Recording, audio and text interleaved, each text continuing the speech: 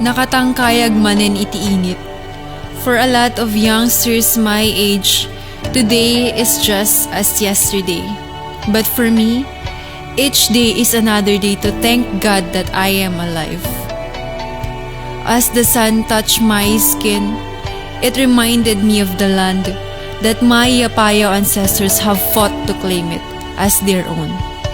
It never bothered me, uray no awagan dak itipugot. I hurried to prepare myself to gather whatever there is to harvest from the fields. Tiyempo'y tatichenda ket income makidapon.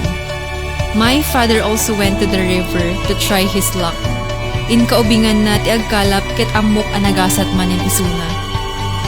Riding on the classic kitong-kitong, I enjoyed every bit of the wind, toying my hair. The mountains that remain unscathed from man-made destructions, and the rivers which are still endowed with all kinds of marine lives.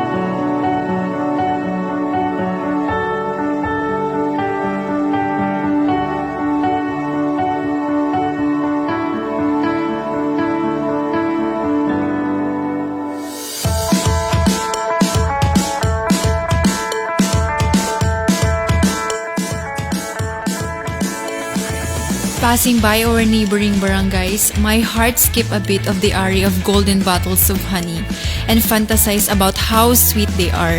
Nalagip ko no kasano ti isem di lolo, no kasta asumimsim iti basi nga adumet nga naintar nga ilakuda.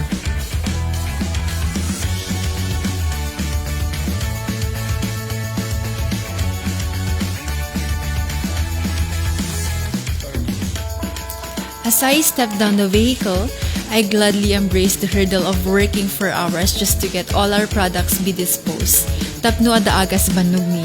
And true enough, we were able to sell all our goods. Income daw ase ni tatang, bareng adamet kasat na.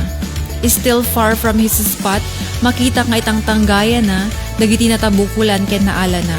Bukto, palileng, udang ken dadumapay.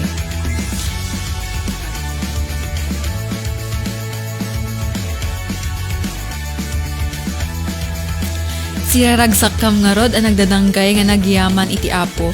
Babaen iti panangiroknoy kadagitoy aparabor ket kalpasan na, naglalanglang kami a pamilya anangan.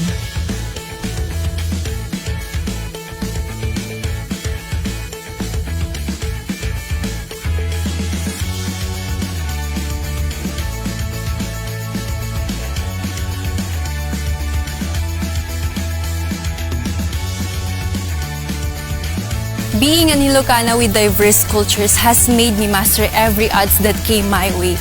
And I am truly proud of who I am and to my community who has molded me in so many ways that I am ever thankful for.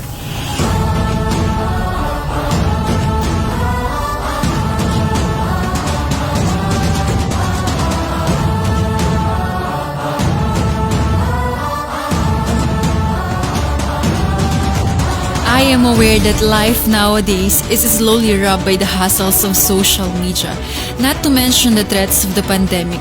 But then, looking back at my roots, I could say that life is still worth living when you see the beauty in spite of the odds.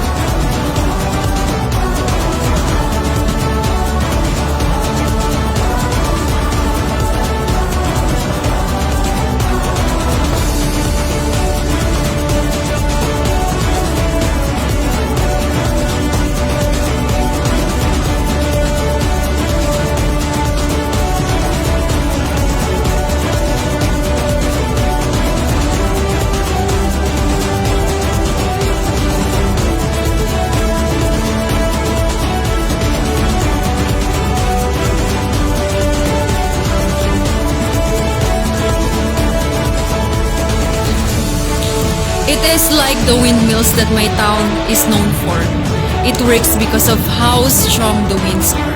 Yes, in life you will survive if you go with the wind, not against it.